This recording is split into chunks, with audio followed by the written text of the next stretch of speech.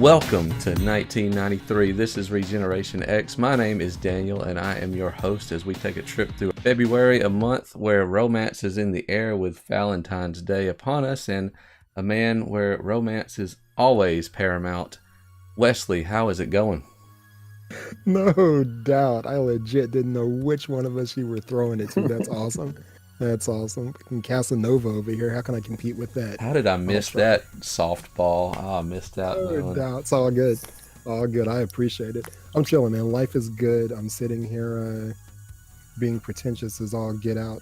I've actually got my Valentine's meal set up in front of me. It's funny that we're talking about February and Valentine's month. I've got my wine and some cheese slices and some sliced apples. That is my romance move when it comes to chilling with Amy, is we sip some wine, eat some fruit, and eat some cheese and other things. So I'm ready to go, man. Life is good. Let's get it. Well, like you said, you can't spell Casanova without Cass. Cass, good to have you.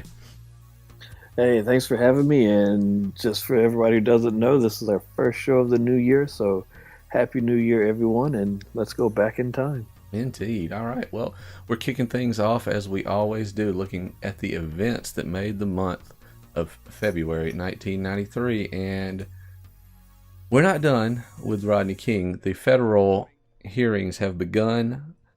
And, just keeping up with a story that we've been covering for what has to be at least 6 calendar months. Going back, I think, as far as May 1992 with this, maybe a little earlier than that. But we're finally getting to the justice side of things as we've reached the federal hearings. Sure. I was like, oh, there's like 2 milk duds in that entire crowd that I'm looking at right now, but I think that's Jesse. No, that wasn't Jesse Jackson beside him. That's a light-skinned brother behind him, though. And yeah, there's some pigment around him. There's just a bunch of light-skinned people and a reporter around there. Yeah, whatever. Okay. Here's what it is. It's Rodney King. She's literally on top of the someone else. This reporter writing it down. Man, so like she's standing on someone's shoulders. I just saw her head push somebody down in front of her. Did she really? Oh, there he is. There he is. He just popped up like a freaking gerbil whack-a-mole. Toasty. Toasties. Look at these people writing things down. They had cassette recorders in 1993. These are legit reporters, man. That's how you get it in. This is like when you see an old movie where they pull out the little notepad. Exactly. It's like a period piece. Maybe they weren't allowed to have them. That is, what else could possibly be the excuse for not bringing a cassette recorder? You are the all-star of the game if you show up with a cassette recorder to this. Speaking of all-star of the game, I thought that was Karl Malone for a second. Like initially, I was like, oh, we're about to talk about Karl Malone, but that's a weird-looking Karl Malone. Nope, that's Rodney King. Can't we all get along? This is 3 years after retirement, Karl Malone. Plus, the one dude back there does have a tape recorder.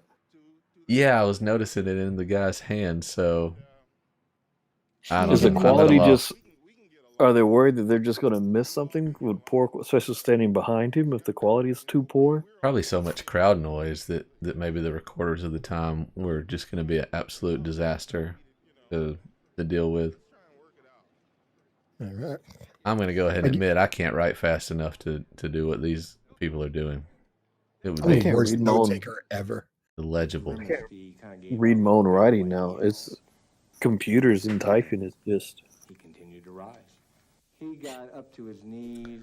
And here's one of the villains of the piece on the stand. Yeah, telling a story that doesn't quite pan out with what we have to see on video. But we know. Spoiler alert. I don't know that happy ending is the terminology to use for this, but there will be justice before this is over with. Sitting there looking like a douchebag. Yeah. With his douchey forehead and it walks in the room guilty. He's guilty. We can just, look at you. Sitting there all pink and douchey. Let's save a ton of time. Let's see if we got another one here. You just look at him and know he thinks he's getting off. He's like, yeah, exactly. I thought this was Samwise Gamgee for a second. For like a half a second, right? He's got that look about him. Yeah. I was like, well, he looks like he doesn't look nearly as He bad as the doesn't look previous that guy. bad. Look, he's probably just. Let me take the burden, guys. Yeah, he has remorse for what he's done. Yeah. That guy, he wanted to escalate it. He'd been wanting to kick somebody's ass all day. He does I've look been like that waiting guy on this. that you do not want to get pulled over by, doesn't he? Absolutely. Like, oh no, what? Please, yes, please give me a ticket, please. My wife's at home banging the neighbor right now. My daughter's Oh. dating a Mexican. So mad. A lot of rage flowing through those veins is the look that I'm getting here. Oh my God, he unleashed it on poor old Rodney King. He woke up this morning looking for somebody to club. Ready to beat somebody. I wish the MFer would. Look at this guy. He looks like the Time to Make the Donuts guy. Oh, I forgot about Donuts guy. Yeah, That's a heck of a bald head, man. shiny ball. But I read the guy from the Princess Bride. Inconceivable. Conceivable, no It is doubt. inconceivable that Rodney deserves this. Depends on what side of the Right. courtroom he's on, I guess. As you can see here, we've got the suspect surrounded, and yet we continue to beat him. Well, it was his fault. It broke my clock. God knows, man. I don't want to Little watch. did I don't they want to watch know- the brutal part. Little did they know what we were going to come into with the advancement of technology and the amount of police misconduct that was going to be recorded from this point Yeah, forward. most, in no small part, if not in all parts, thanks to this incident. We've got the vest cams and that kind of thing, the dash cams and all that now. Mm. So it did, for all the tragic things that happen, and we're still dealing with it. Some 17 years later, there has been. Oh, was it more than that? Right, 27 years Yeah, later. 20 something. You're so old. How there's probably been at least more cases have probably not escalated because the police knew that he was being watched. So hopefully, far more good than bad has come as a result of this. I'll tell you what, my YouTube algorithm is full of that crap. Just people being abused by the police and people cussing out the police and I'm on the record. I'm on wax several times over on these shows and a lot of our other content of talking about how much I support the police and all of our servicemen and women. But I don't know, man. I enjoy watching people kind of push their civic rights or their rights as citizens and putting our service people rightly in place. Sometimes there's a lot of them that just need to be put in place. Hey, you're here to serve us. Shut up and do your job. Leave me alone. You're on camera. What are you going to do about it? Because I'm a civilian, because I'm a citizen. You're here for me. And yeah, it's just all over my YouTube now. People cussing out police officers, which I hate 9 times out of 10, but I admit to getting some visceral enjoyment from it as well. So it's all over the place. The ones I don't like are the guys who set out to do something to get the police called just so that they could flex their muscles and say, well, you can't do anything. Like I'm gonna walk down the street with my assault rifle because it's my right. Yeah. And when other civilians, people call the police because there's some weirdo with an assault rifle in my neighborhood, Weirdo. I'm gonna do walking around everything I the can do to ruin the police life. on camera, daring them to say something. Right. It's a weird line that rides, and sometimes I'm like, oh my God, please hit him, police officer. Exactly. I'm the same way. I'm like, this guy needs to be hit in the face with a baton. Right, repeatedly. Right. Punched in the mouth. Because you are not the guy we're trying to save. Yeah. Whatever. That sucks. Can't we all get along? Speaking of getting punched in the face, up next, we've got Riddick Bowe. Riddick. That's not Riddick Bowe right there. Well, that's not Riddick Bowe. That is Michael Dokes. He's not gonna have a good day the here. name. He was a champ. Okay. He is not going to have a good day because the guy whose name we do know is going to punch him in the face. Right. Riddick Bowe was a decent champ in his title reign. I tend to, for whatever reason, I tend to feel like he didn't do a lot, but then you start to look at his legacy. Riddick Bowe was a solid boxer. Anyway, he's gonna TKO Michael Dokes in the first round, which means they had to stop the fight. Either that or he knocked him down 3 times. Look at Riddick Bowe representing Fila. Riddick Bowe looks way bigger than this other guy too. Bowe's a big dude though.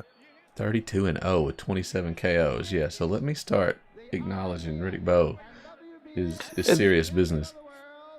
You would, most of the time when you hear Riddick Bowe, you just think of that one Tyson fight, and that's it. Like, you don't think that he did anything before or after that fight. Right, you don't just It get looks like to Floyd fight Jr. Tyson. Like, I know I guess it's not him, but that looked like Floyd Jr. behind him. Short, snapping right hand from Bowe. This poor guy, he's got cornrows and a receding hairline. Bulging at the waist. Bad look. That's not a great look. We gotta at least get a little action in this thing. So the problem that Riddick Bowe has, in my mind's eye, like my memory's eye, is that he's not Mike Tyson, right? Yeah, during an era where Tyson was the biggest name ever, even after all the controversy. And I think you got like Holyfield and Foreman are still in the top 3 of. Man, this guy just go down. Shout out to him. Yeah, oh, he's come on. Yeah, come on, the ref is like, nah. Thank you, ref. This man. I'm making the decision for you. He's got to do that thing where he pretends like, no, don't stop it, but thank you because I have a family. And really, Michael Dokes' coach is like, why'd you stop it? Are you kidding me? He's literally still about to fall down, and you're arguing that it wasn't over. Shut up. He was doing that walk that Sinbad did when he said, when you're trying to act like you're catching up to your wife and she's mad at you. When he was trying to get back to the referee, like that's the walk he was doing. Oh my God, where'd you pull that one from? Good call. That's awesome. But facts, he was done. So shout out to Renee. Yeah, absolutely. We're probably not the last we'll see of him either. So guys, up next, you're gonna say, well, why is this not in the music segment? Because everyone knows we've got segments for movies, music, games, etc. And we try to put everything else into the events segment. Well, I don't have a high confidence that we're going to see this charting, but I couldn't not put it on the list. The debut of Miss Carmen Electra with her music single "Get On Up," and if nothing else, just an excuse for me to throw Carmen Electra on the show. This is terrible. This is terrible, by the way, but that's why I don't think we'll see it. Until this very moment, I forgot this ever happened. Yeah, facts, me too. She's one of those. Is she like a? I was gonna say, is she a Kardashian before the Kardashian? And now I don't mean that in the money category. I mean, why is she famous? You know, she's an actress. Didn't she do Playboy or something and then married Dennis Rodman? She did marry Dennis Rodman. I'd forgotten about that. Was she not an actress? Well, I mean, she's as much of an actress as anyone, right? Was she on Baywatch, or? I thought she was a Baywatch. Did she? She's definitely later on in Baywatch. I'll have to check out her filmography. I think she originally tried this, and this didn't. I'm not gonna say it didn't work, because as I was looking her up on Spotify, she still made albums all the way up through 2012.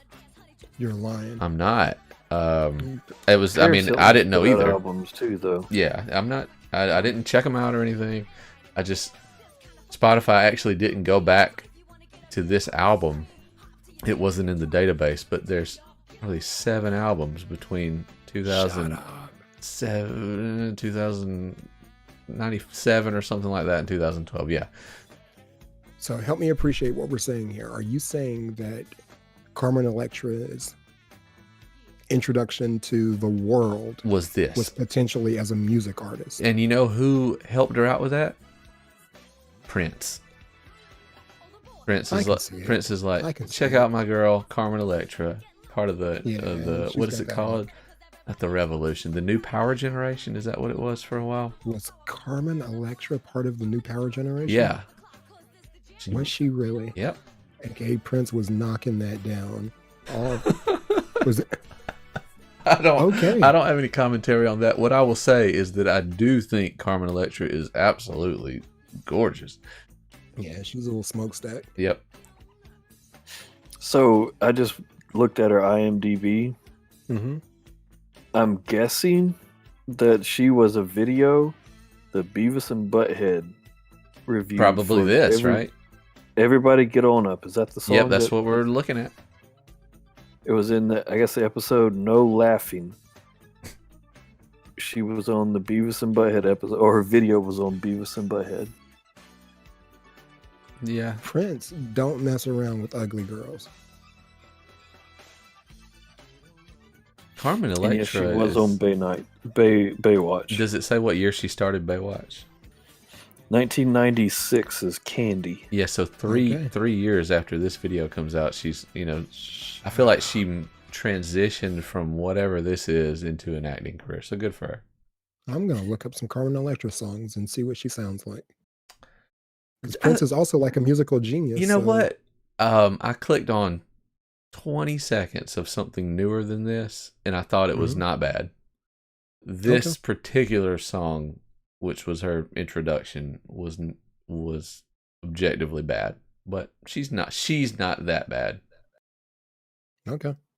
Again, yeah, she can't be that bad, I think, for her to be hanging out with Prince. Although it's possible that he was just knocking that down. It's like, yeah, I can produce, or I can get you a gold album, you know what I mean, or whatever. If since we're gonna go there and we're in that neighborhood, what I can say complimentary to her is, she's got a beautiful face, and she's a talented singer, had a good acting career. She's got a body type that holds up today more than a lot of the girls from the early 90s. She's very and that's yourself. Nope, I won't. I'm just saying. Why not? She's a curvy girl. I just in the best of ways, and like Sir Mix-a-Lot was complaining about. There's too many of those flat girls in the magazines or whatever he said. Okay, so you're saying she's probably a little bit thicker than what was being pushed to us back then. Yeah, and she's got. Maybe she was eye-opening because she's definitely a winner with me. Yeah. What do you think she weighs?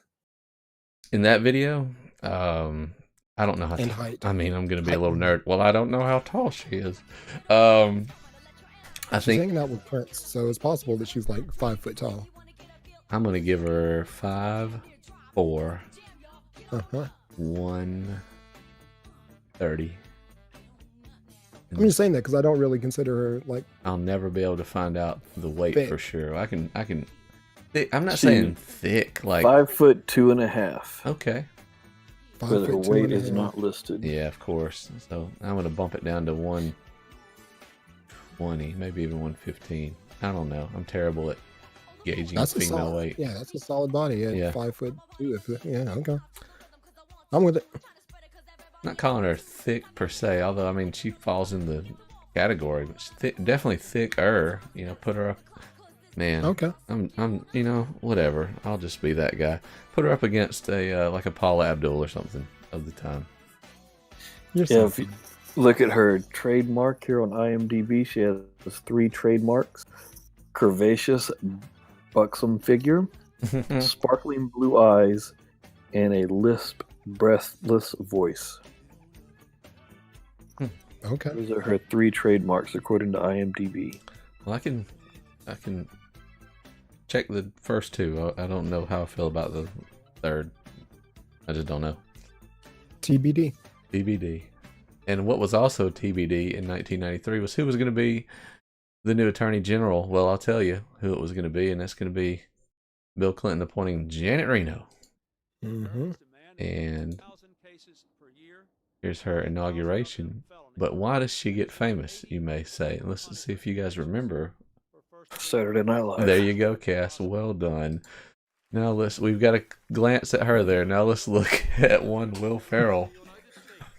What? Who would go on to play Janet Reno for quite a while, as a matter of fact. This is a segment he did repeatedly called Janet Reno's Dance Party.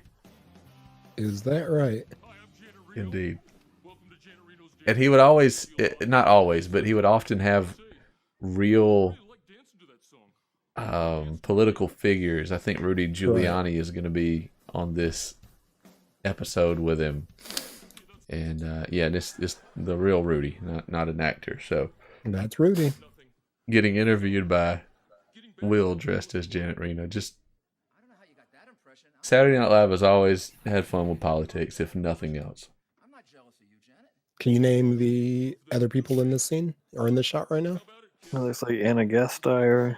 Was that Will Forte? The bottom left one. The other's Molly Shannon to the right of him. That was the only one I knew. Yeah. But I believe in you guys. I just wasn't a Saturday Night Live guy like that. I definitely was in the 90s. In the 90s, yeah, I was. This time of the 90s, you know. We're home anyway. Like, we're not necessarily... Well, we were either hanging out or we were at home, so... No vehicle per se. Definitely not watching TV at this point. Like, oh, it's 10 o'clock, 11 o'clock. It's video game time. It was usually video game time for me too, but I might have flipped between the two. She's boxing Giuliani. All right. I was going to bed because I had to get up for church in the morning. Oh, true. The life of a preacher's son. Chicken blue behind him. Will needs to get out the way. So up next we have the Daytona 500.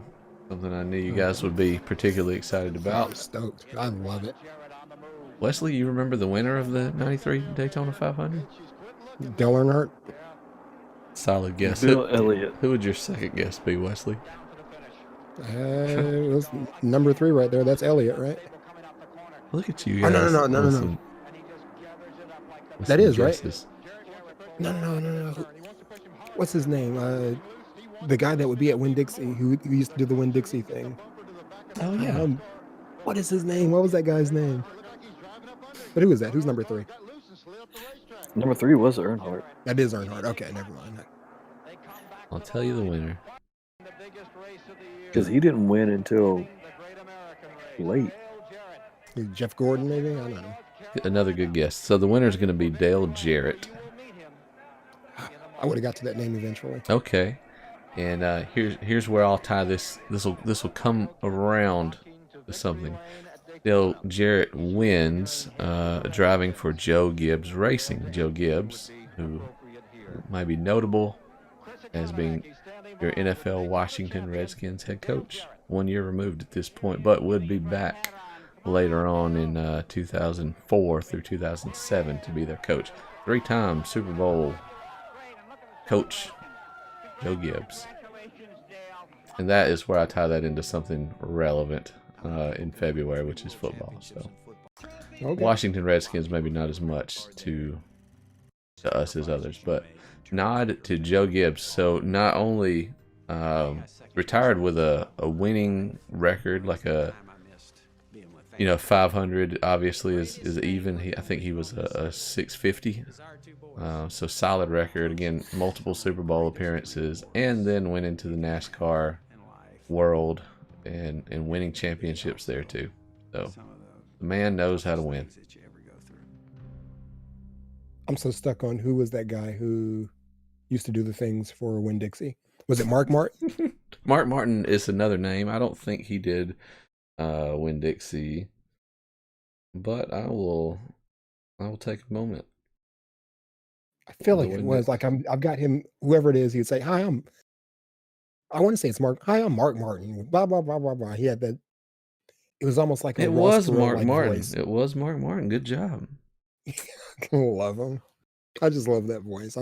There's Like, not did you another say like a accent Ross in the Perot voice? yeah Because that's yeah exactly what I would have said too. it's awesome. There's not a better accent in the world than a Southern accent. I don't care what anyone's. Well, maybe not in the world, but in our country. Oh man, I was listening to a Rich Eisen interview with. Oh man, it doesn't count if I can't tell you his name, but he had one of those deep, gravelly, but also Southern voices. And Okay. I'm like that. Steven Dorff, if you guys know who that is, he was in a million things. Got a new show called Deputy. Was in True Detective season 3. Yeah, I know you're talking and then about. just a million other things. But it's got that raspy, dark, but Southern voice. Yeah, like good stuff. Good stuff. You'll whatever this man says, listen to him. Yeah, he's been in some cool stuff also, Steven Dorff. Yeah, big like him. career. Good actor. I was, kid with my friends. And, Here. Shout out to the Southerners. I'd be quite honest with you. I know Probably not a Southerner, as best as I know. Here's Gary Coleman. Gary Coleman. Who got into it with his parents a little bit in 1993. He sues his parents for over $1 million because he felt like they were skimming off the top of his earnings, royalties, etc., being his agents when he was a child. So probably he wanted his money back, basically. It's almost like they were raising you little weirdo. Right? Because he went flat broke, didn't he? Like, yeah, he lost everything at one point. I couldn't find any interviews with him on the on the actual timeline. Is he dead? Yeah, he is. I'm not sure. It's been a while, like a long while. Even after his death, his parents were still like, Gary screwed us. That was really they still had the animosity over the court case many years later. And money, man. Family and money. The root of all evil and money. I don't know. There's just, what can you say about money? A lot of these child actors go through it. Yeah. Can you believe my parents have the audacity to spend my money that I earned? Shut up. I say that, but who knows what he really went through? Yeah, who knows? But I mean, we do know that he was not in that position without his parents putting him there. It's complicated. Without a doubt. Can't really say, and it all just lies in how good are the parents. Yeah, because part of me really believes this, that like with child actors and things like that. Shut up! It's not your money. It's just not. It kind of is, and part of it should be set aside for you, but at least half of it belongs to your parents. At least half of it. Because if they're buying a house, you're living in that house, right? Yeah. Everything. Yeah. It becomes a very strange business relationship. It is. Where the parents profit off the work of the child. If the child's doing well enough, the parents may not do anything except be the agents and caretakers of this child. So some very weird relationship where they both need each other, but the child doesn't realize it as much as the parents do at the time. And then once you become an adult, you look back on your life as a child and you kind of view the child as an adult, like yourself as a child, as an adult. And that's just not a thing. It's just not a thing. And then I don't know, I guess I'm blessed to have, or we're blessed to have the parents that we have, so we're able to view them differently. But who knows? I thought you were about to say we're blessed to not be child actors. Perhaps. Maybe, right? Maybe. Who knows how that would have corrupted us mentally? Because I feel like a lot of those kids end up kind of screwed in the head for the most part, it seems. And maybe we know them because they're the ones. Their stories are the ones that entertain us, right? As at some point, and the normal ones we Did you save money? we Right, don't I'm enjoy sure. talking about as much. Yeah, because you don't hear about them, so there's probably plenty of them that went on to do completely fine. Yeah. Who else did fine at the Grammys in 1993 was Eric Clapton, the big winner, getting introduced here by my man Gary Shandling. Yeah, I said that correctly. Yep, I thought I had a chance to bring it back one more time to make you cry one more time. This is what he's performing. God bless you, Eric Clapton. I know. I'll put the song on every playlist that has the 1992 year in it, or any of the 90s. It definitely deserves it. But then I can't really listen to it because it just bums me out so much. Oh, it hurts my heart. Yep. And we had the conversation a while back about what's the guy's name? Tim Toolman Taylor. What's the Tim Allen? Tim Allen. And him just not being a comedian that entertained us. Gary Shandling, whatever his name was. Yeah, same thing. Is he funny? I like him. I think I would need to be fair to him and rewatch a lot of his work. I think he was interesting and entertaining to me at the time, but a lot of it was probably over the head of a 12, Didn't he have a 13 year show old. on HBO or something? So at first he had multiple shows, or at least two. He had the Gary Shandling show, and then later on came back to HBO to do a show called the Larry Sanders Show, where I think he played a late night talk show host. And I don't think I ever watched an episode of it, but so I may be wrong about the premise of the show. And you're probably right in that his comedy was over my head more than likely. And a little And he quirky was in and an dry, Avengers too. movie. Was he? He was in what? Wasn't that him in an Avengers movie? I've never Possibly. seen an Or a Avengers Captain movie. America movie? I've only seen the first one Possibly. and I fell asleep during it.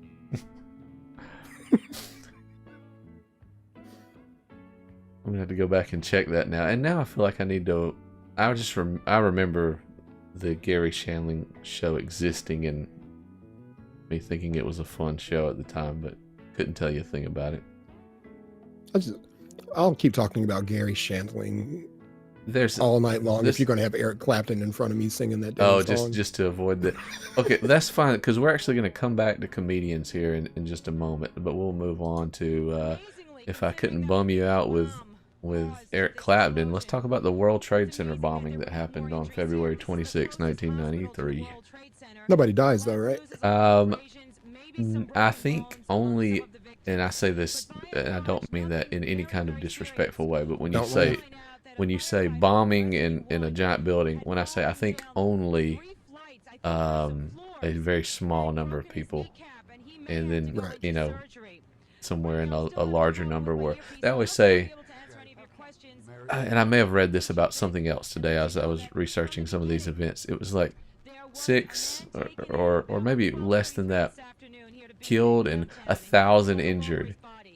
And if I'm going to be any kind of jerk in talking about this, I'm like, where that ratio doesn't sound possible. Like, what are we defining injured? Did you cut your hand on the door?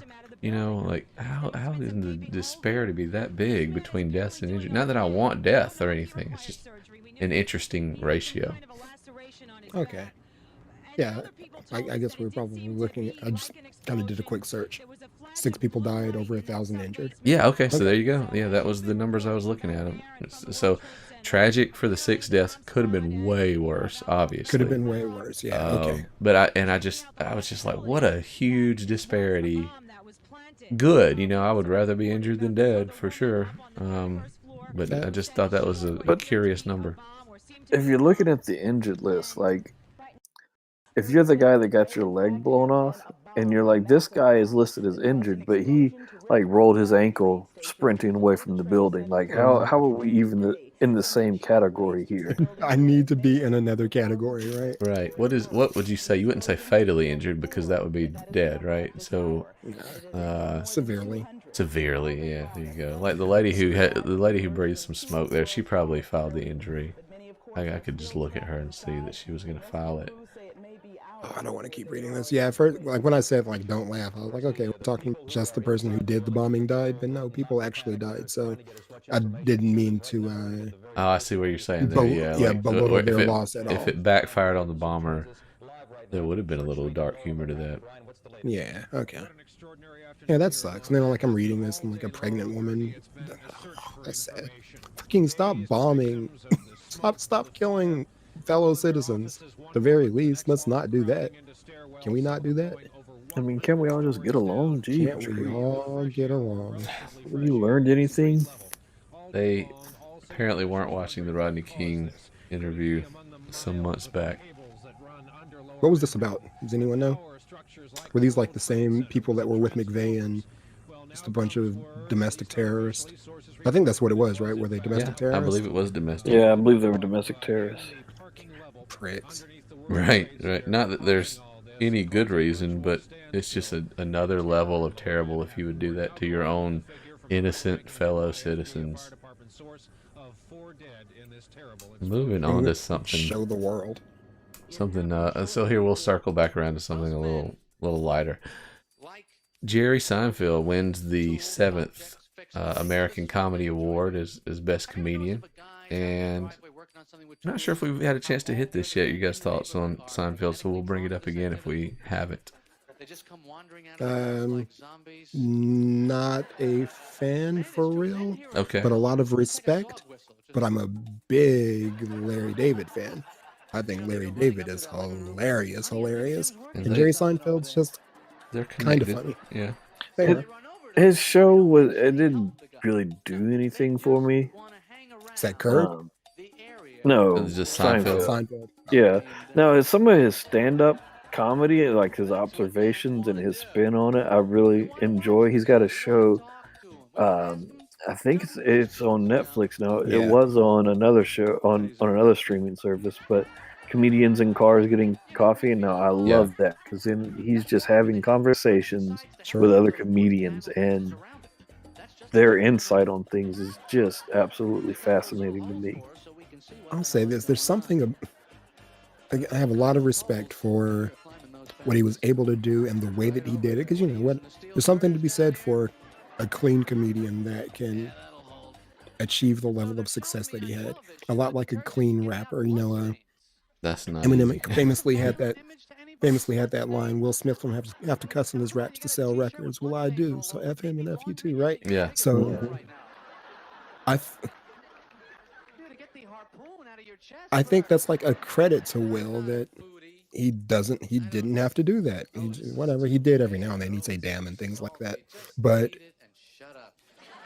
I think it took a level of skill to get his point across within certain confines, right? And Jerry Seinfeld does that as well. So yeah, I respect his craft and the way that he does his thing. That's going to do it for events in February 1993. Do stay with us because we've got so much more to cover in 1993, and our next topic is going to be television.